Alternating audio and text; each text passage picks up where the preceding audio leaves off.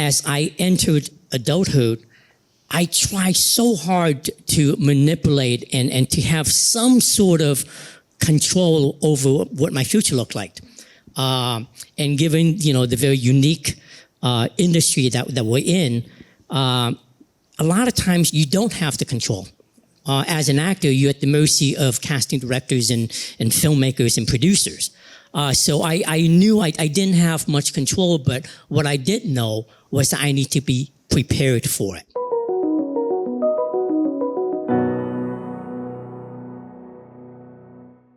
I'm a little biased as a fan of yours because anytime you ask your fellow actors about you, they get very excited to talk. Tom is very generous, loves to talk about working with you. But I would love to start with how you ended up in Loki, because I know Tom had said that someone had the idea to ask Ke to be in the series, and Tom was like, someone call him before he gets booked, because it was in the midst of everything everywhere. It was incredible. First of all, how many of you have seen the entire series, or is it? Oh, good. Wow. Okay, cool. Okay, so I don't know if we're going to get into spoiler territory, but our casting director, Sarah Finn, God bless her, she was also the casting director for Everything Everywhere All at Once. And when she was casting OB, she saw our movie and thought I was perfect for it, and she called Kevin Feige herself. And luckily, Kevin agreed. And one day, my agent told me that, Ke, you're going to get a call from Kevin, which I've read, in the past. I've read actors talking about it. So I was super excited, but I didn't know what it was about. Right. And sure enough, my phone rang, and Kevin started telling me how much he enjoyed my performance and, the movie Everything Everywhere. And I was driving at that time, and I remember I was getting emotional. Here was the biggest producer on the planet, telling me he liked me. And I said, Kevin, can you give me a few seconds? I had to pull the car over because I couldn't see where I was going. And then he invited me to join the MCU family and told me about OB. And I was super excited because it was during the pandemic that I saw season 1. And I thought it was just one of the best shows on television. Yeah. Did you have the Oscar at that point, or was it still in the midst of everything? No, I did not. This was 2022. In April, our movie had just came out. But it was only playing in Los Angeles and New York. And it was Tom Hiddleston told me that when Sarah called them, they said, you better make an offer right away because he's going to get booked very quickly. Exactly. But it was one of the happiest time I had on a movie set. Yeah, that's fantastic. We all would love to get a call from Kevin Feige. If we were in a lucky position like yours. I told this wonderful audience before, I spoke to Tom Hiddleston earlier this year for a piece, and he was so excited to tell me about you coming to set. Can you tell this group about kind of your surprise first day? He mentioned that you came right off a plane to set in London, but you didn't expect to jump in, and you graciously decided to participate. Yeah, the timing worked out really well. I was shooting American Born Chinese for Disney Plus at that time. Yeah. Thank you. Wow, thank you. And once when I was done, I literally got on a plane the very next day and flew to London. And I showed up, and I was just so excited, but I hadn't, I wasn't prepared. My mind frame was still with American Born Chinese. And they were rehearsing at that time, and they invited me to join in on the rehearsal. And I remember I was so nervous and I'm not very good at cold readings. And I hadn't really quite dived into the material at that point. And I joined the rehearsal, and I remember I was messing up the lines. I was jumping, their lines, and I did a really bad job. And I looked up, and it was a room full of people with our writers and directors and Tom and Owen Wilson. And I was so afraid that I would get fired because I can see in them thinking, oh my gosh, did we find the right actor for this great role? That is not true. Just because Tom said the opposite. He said we were so impressed with that he decided to join the rehearsal. Because I mean, I am not an actor. I can't imagine what that's like. Because especially Marvel is pretty secretive with scripts. So I don't know if you had your whole. Yeah, they were very secretive. So I was only able to read the episode 1 at that time. Right. Okay. And I was really nervous. And I remember Tom was sitting next to me, and I reached over, grabbed his hand. And I said, Tom, I'm so sorry. That was a really bad performance. But I promise you, I will get better. I will get ready. And that's exactly what I did. Yes. Yeah. I love it. I'm glad that I had a little info for you guys that Tom would have countered that. One of the things I love about your work is the physicality you bring to roles. Can you talk a little bit about, what you got to bring to OB, what you love about the character, and kind of what you got to make your own? Well, for OB, it was less about the physicality of it. Unlike Wayman, who I played 3 different versions, I wanted to make sure that they the audience can tell the difference. For me, OB, when I read Loki, the script, I fell in love with this character right away. And there was something familiar with him that I couldn't quite pinpoint. And then I realized that I know this character. I know him. He's young, he's really passionate, and he loves tinkering with gadgets. Now, I don't know if you guys are familiar with somebody like that, but I see nodding, so yes, Data from the Goonies. And once when I recognized the connection between these 2 characters, I went back and I watched the Goonies again. And I tapped into that kid I used to be. And I tried to recapture his energy and his enthusiasm. And once I was able to do that, it became very clear to me who OB would be and how I would want to play him. So OB is kind of, my imagining of Data all grown up and, living out his dream job. Yeah. Yes. We love Thank Data. you. How long had it been since you'd seen the Goonies? It was a long time. So, when I watched it again, one, it brought back so many wonderful memories. And second, it's incredible how a movie that is more than 35 years old, but it still holds up. And it was wonderful to revisit that. Yeah. And it was something that I really needed in order to do justice to this incredible character that I was trusted with, OB. Yeah. I mean, most of you know Ke was in 2 pretty seminal movies as a kid. Did you learn anything that early, the young, that has stayed with you as far as like what you do with your skills as an actor? Did anything kind of sink in? One of my favorite stories is that Ke learned to swim from Harrison Ford while filming Temple of Doom, which is one of my favorite things, but not that you're swimming in every movie, but is anything you learned as an actor, as a young actor, that you've kept with you? Or I think I learned very quickly that the success that I was able to enjoy in the past doesn't necessarily translate to a successful future. And you know how, you hear people say this all the time, you're only as good as your last movie. Well, at that time, my last movie was The Goonies. And very quickly, I realized that, making the transition from a child actor to an adult actor was very difficult. And as I entered adulthood, I tried so hard to manipulate and to have some sort of control over what my future looked like. And given, the very unique industry that we're in, a lot of times you don't have the control. As an actor, you're at the mercy of casting directors and filmmakers and producers. So I knew I didn't have much control, but what I did know was that I need to be prepared for it. And that meant while I was having all these free time, I enrolled myself in film school and I tried to learn everything I could about this industry. in terms of how a movie is put together, also looking at it from a cinematography's point of view, an editor's point of view, the importance of sound design, costume design, production, just basically every department. And my education didn't end when film school was over. It continued when I started working behind the camera as an assistant action choreographer.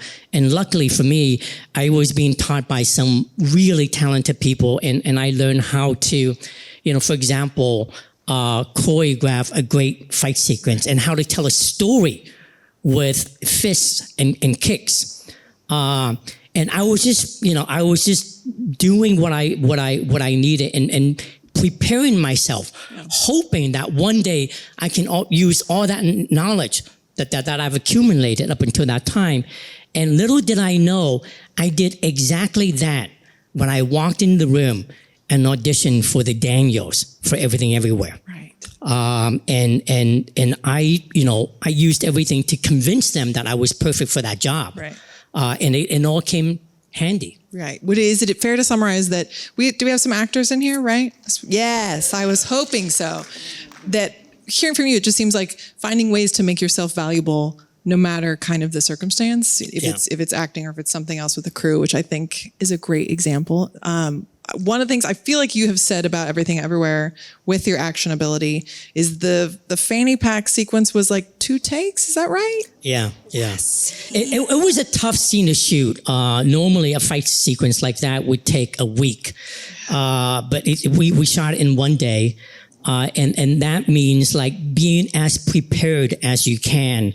And that's, I worked with our action team and also, of course, having that knowledge from my days behind the camera was a huge advantage, going into that. Yeah. Do you have advice for performers who maybe are a little hesitant to get into action, like just ways to kind of be more comfortable with those skills? I mean, for me, a lot of times, confidence is a big thing to me, but you're not always going to have that.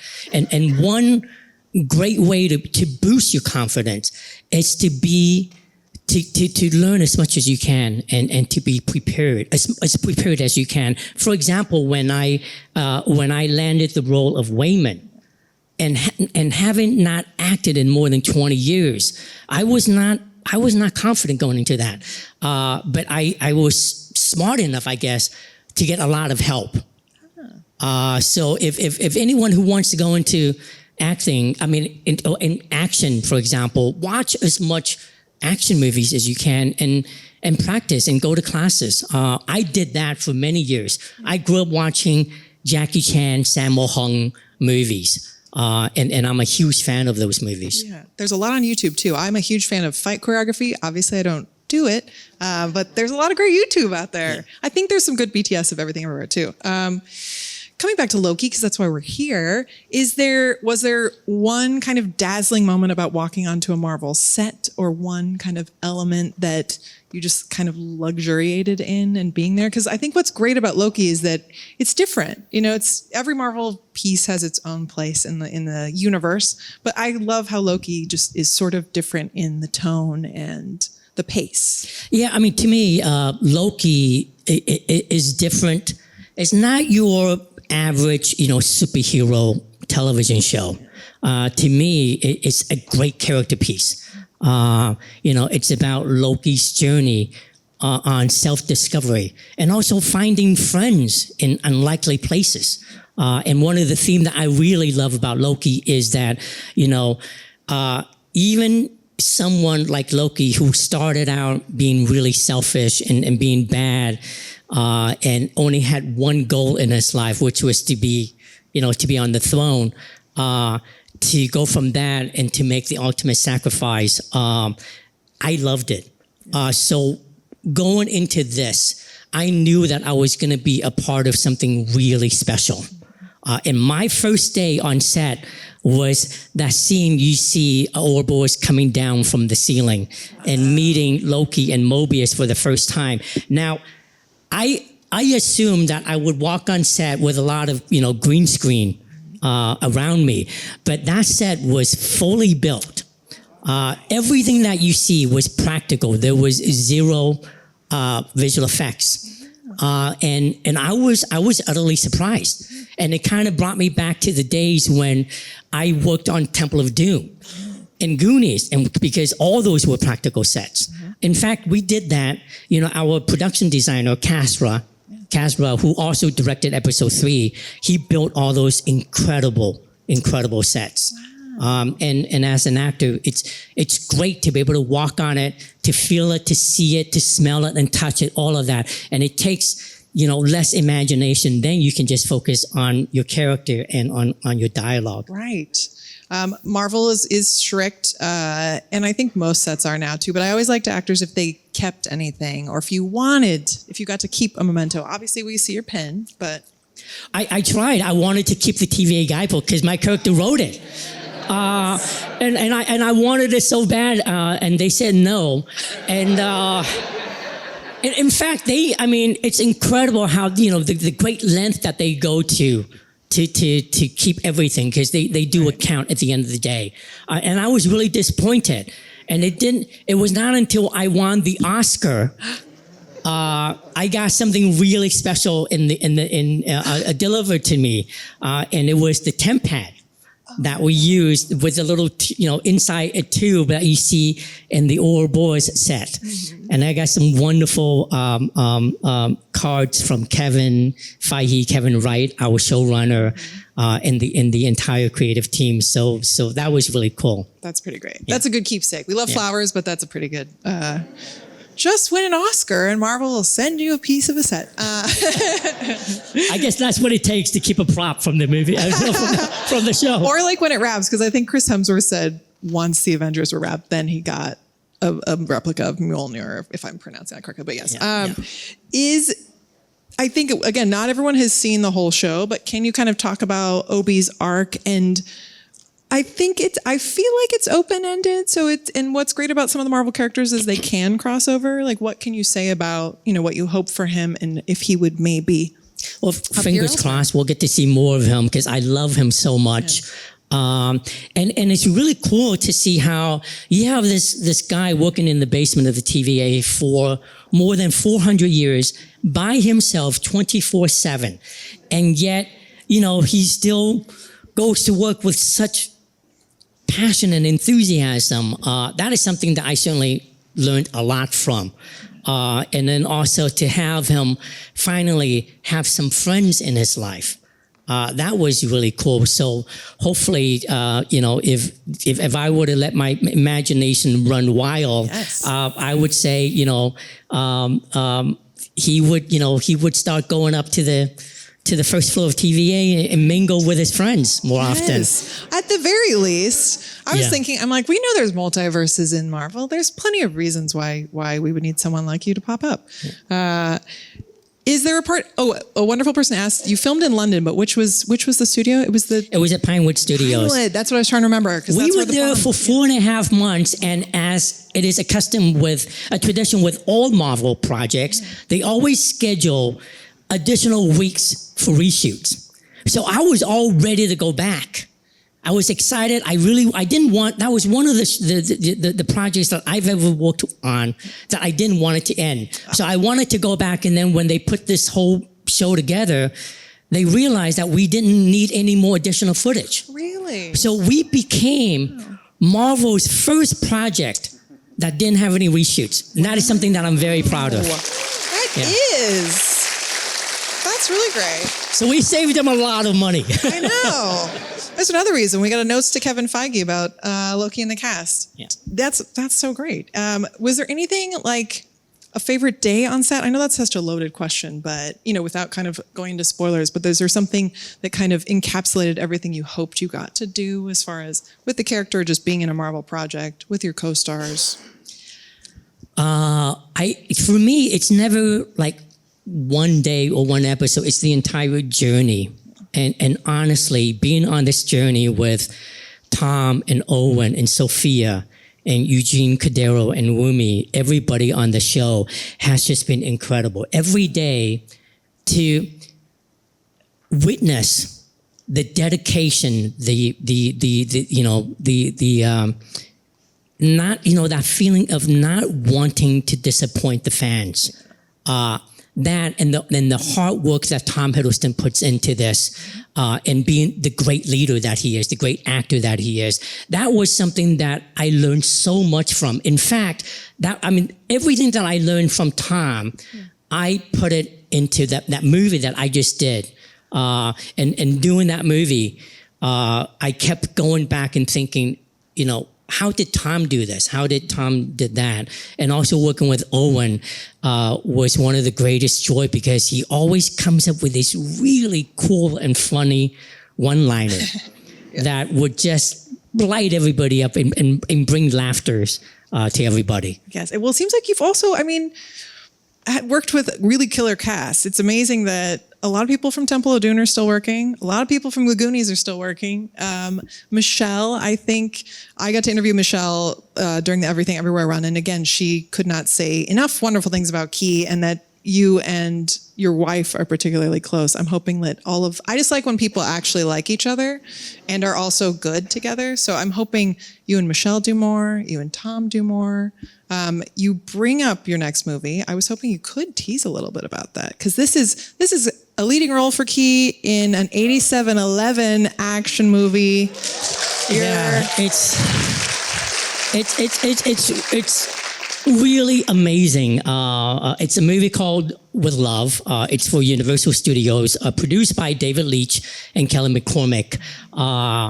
And it's a theatrical release. It comes out on a week before Valentine's Day next year. Good. And we were just up in Canada for 3 months. It's a big action movie. And one of the things when I got offered this was, I knew, because I grew up watching the great action movies from Hong Kong, and being a kid and watching that and knowing that they did all of their own fights. There was something really special about that. There was so much at stake. So going into this, I knew that was one thing that I wanted to do, was to do all the fights myself. So I trained with a wonderful action team. And something that I'm very proud of is that I'm still, mentally, I think I'm 21 years old. So I think I can do everything. And surprisingly, and I'm very proud that I can still do all the moves, but the only difference is I would wake up the next day and I would go, oh my God, my back. I love that. Is there advice you have for actors, like in preparing both sides of it? Like obviously knowing your lines, but also knowing the choreography. Is it two separate skill sets you work out, or how do you kind of handle both of those aspects? It's very different. Yeah. But also know that, a good fight scene needs to have a story. It can't just be fighting for, fighting's sake. Then it gets really boring very quickly. Yeah. So like, for With Love, we have 5 big fight sequences. And going in, I knew that I wanted them to be very different. And each fight should tell its own story. And it's really, practicing and spending a lot of time getting in shape, staying flexible, and going in, because doing fight scenes, it's physically, it's very demanding. Yeah. Whereas if you were to do it an emotional scene, it's emotionally demanding. Right. The scene that I did in Everything Everywhere All at Once, where I gave that, be kind speech. Yes. I was more exhausted doing that than I did a fight scene in one day. Wow. And it's just, staying in shape while you're free. Right. Being prepared. I think that is, it's something I hear actors say, but it transfers a lot. Is there anything else you want to say about what's coming up, or Loki? I just hope that we continue on with the character. I know there's we don't know what happens in Marvel's world, but I think we all want to see Ke on the screen more. Screens big and small. Thank you. First of all, really, thank you for showing up, and thank you for supporting everything I've done.